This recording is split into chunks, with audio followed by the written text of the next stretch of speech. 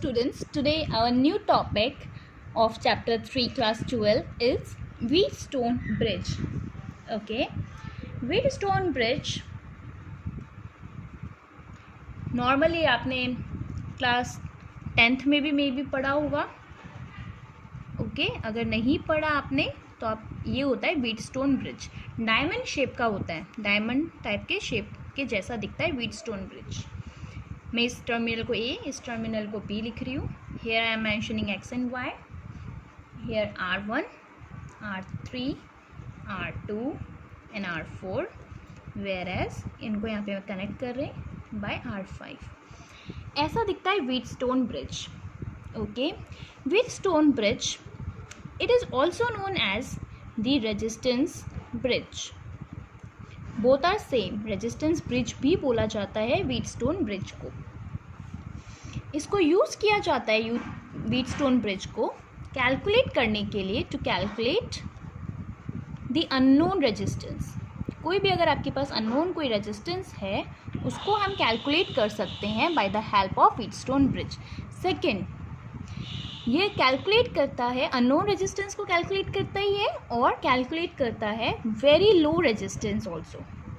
कोई भी अगर आपके पास लो रेजिस्टेंस वैल्यूज़ है उसके टाइम पे भी व्हीटस्टोन ब्रिज हेल्प करता है.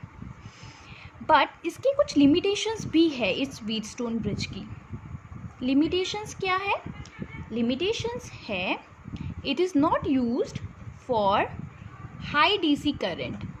अगर आपका डीसी करंट है और वो भी बहुत हाई है तब आप व्हीटस्टोन ब्रिज को यूज़ नहीं कर सकते. अगर आप यूज़ करते हो तो आपको वो इनएक्यूरेट रीडिंग देगा. सेकेंड थिंग, वो आपको इनएक्यूरेट रीडिंग तब भी देगा, इनएक्यूरेट रीडिंग तब भी देगा अगर if it is not in balanced condition. I will explain you each and everything what is balanced in it.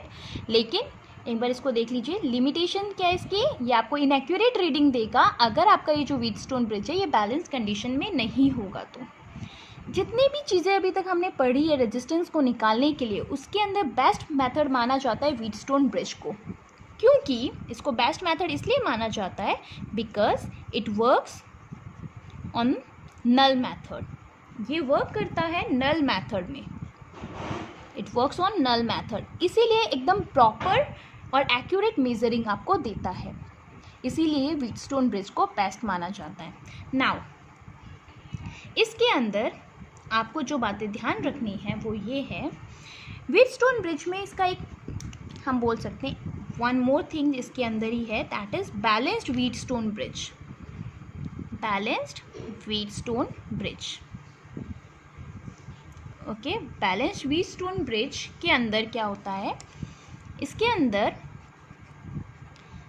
ये हमें अगर बैलेंस व्हीटस्टोन ब्रिज में अगर आपके जो बीच में जो रेजिस्टेंस है दैट इज़ R5, अगर R5 में कोई भी करंट फ्लो नहीं होती, अगर R5 में कोई भी करंट फ्लो नहीं होती, और R5 में कब करंट फ्लो नहीं होगी, कब आपका यहाँ पे जो करंट है वो कब ज़ीरो के इक्वल होगा, तभी होगा जब दोनों का पोटेंशियल सेम होगा.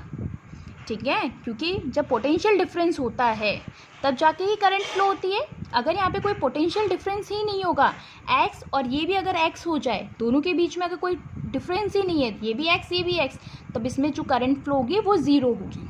ठीक है, सो अगर R5 में आपका अगर करंट फ्लो ना हो तब आपका जो रेशियो है that is R1/R2 is equals to R3/R4. ये होना चाहिए. This is the basic thing. ठीक है, R5 में फर्स्ट थिंग करंट फ्लो नहीं होनी चाहिए. ओके, और अगर इसमें से R5 में से अगर करंट फ्लो नहीं होगी तो आप इसको छोड़ भी सकते हो, इसको आप हाइड कर लीजिए. अगर आप इसको हाइड कर देते हो आपके पास बचता है R1, R3, R2 and R4. तो इनका जो रेशियो होता है that is R1/R2, it should be equals to R3/R4. This is the condition for the balance Wheatstone bridge. I told you कि नल मेथड पे वर्क करता है. नल मेथड का मतलब क्या है कि इसमें से जो करंट पास हो रही है वो ज़ीरो है, that is the null method.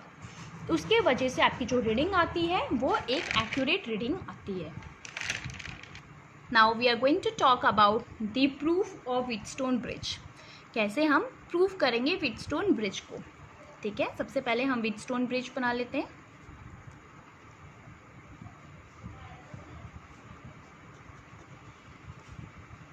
It's very easy. जब आप यहाँ पे 4 पॉइंट्स बना के जब आप व्हीटस्टोन ब्रिज बनाते हैं तो बहुत इजी हो जाता है बनाना। ओके, ये ए टर्मिनल मानते हैं, इसको बी टर्मिनल मानते हैं। That is X, that is Y, that is R1, R3, R2 and R4। Okay, now हम मानते हैं यहाँ पे जो वोल्टेज है दैट इज V और B पे जो वोल्टेज है दैट इज 0। कैसे माना मैं आपको बता देती हूँ। आपको पता है कि कोई भी जो सर्किट होता है वो कहीं ना कहीं पोटेंशियल से या सेल से कनेक्टेड होगा। ठीक है, तो प्लस है इट मीन्स यहाँ पे V होगा, माइनस है इसका मतलब 0 होगा।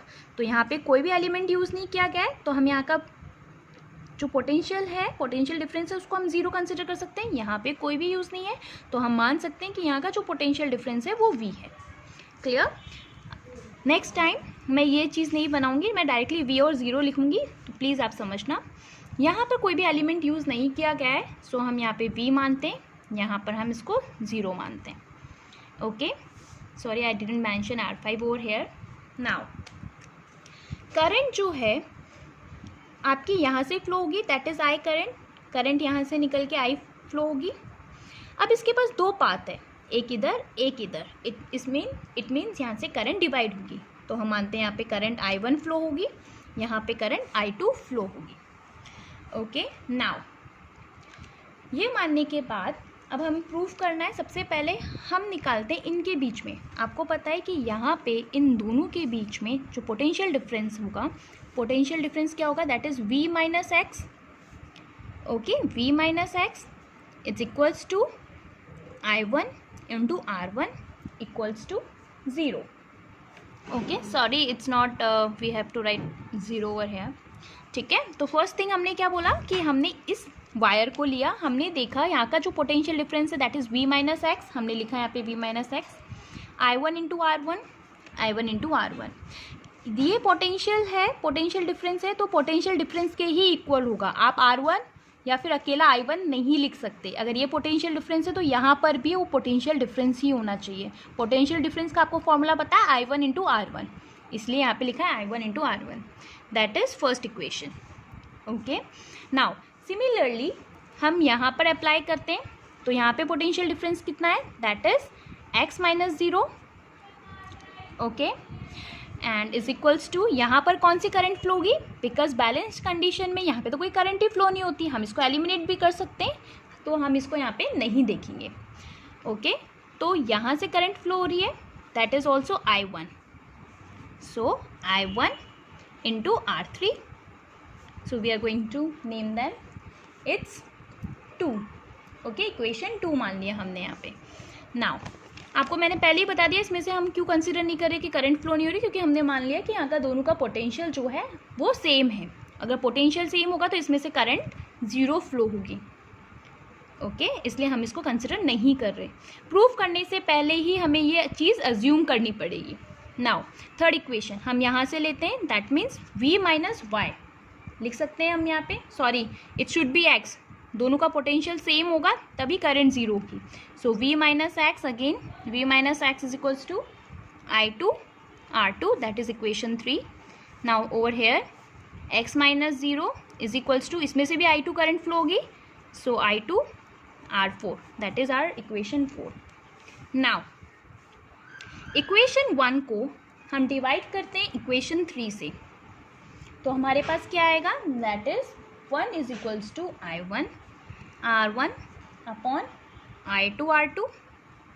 जब फर्स्ट को आप थर्ड से डिवाइड करोगे तो V माइनस एक्स को कैंसिल करोगे तो 1 आएगा आपके पास, और I1 R1 upon I2 R2।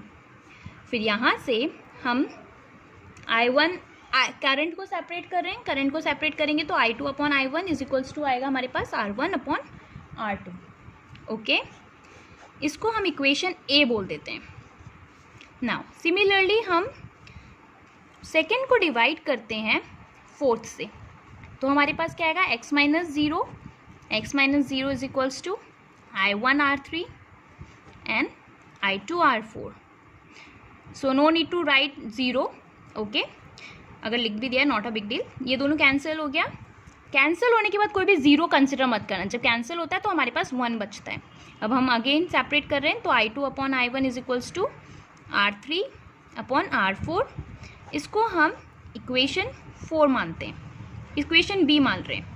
अब ए और बी के अंदर अगर आप नोटिस करोगे तो आप देखोगे ये भी I2 अपॉन I1 के इक्वल है, ये भी I2 अपॉन I1 के इक्वल है. तो इनडायरेक्टली हम से लिख सकते हैं from A and B equation हम क्या लिख सकते हैं, R1 upon R2 is equals to R3 upon R4. यही था बैलेंस व्हीटस्टोन का, यही था balance Wheatstone. So hence proved. Thank you.